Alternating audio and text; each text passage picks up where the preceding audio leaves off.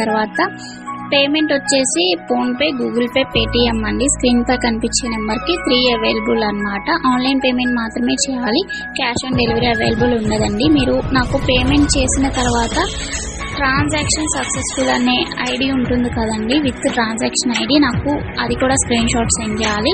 తర్వాత మీ అడ్రస్ని నేను పంపించిన ఫార్మాట్లో ఫిల్ చేసి పంపించినట్లయితే మీ ఆర్డర్ ప్లేస్ అవుతుంది. అండ్ డెలివరీ టైం వచ్చేసి 4 to 10 వర్కింగ్ డేస్ ఉంటాయండి. నెక్స్ట్ మీరు పార్సల్ని రిసీవ్ చేసుకున్న తర్వాత అన్బాక్సింగ్ వీడియో కంపల్సరీగా సెండ్ చేయాలండి. అన్బాక్సింగ్ వీడియో ఉన్నట్లయితే మీకు ఐటెంకి ఏమైనా డ్యామేజ్ వచ్చినా కానీ, రాంగ్ ఐటెం రిసీవ్ చేసుకున్నా ఎక్స్చేంజ్ చేసుకోవడానికి వీలుంటుంది అనమాట. వితౌట్ అన్బాక్సింగ్ వీడియో ఎలాంటి కంప్లైంట్ అనేది కన్సిడర్ చేయబడదండి. నెక్స్ట్ మీకు షిప్పింగ్ ఛార్జెస్ వచ్చేసి సింగిల్ ఐటెం తీసుకున్నట్లయితే 50 రూపీస్ షిప్పింగ్ ఛార్జ్ ఉంటుందండి.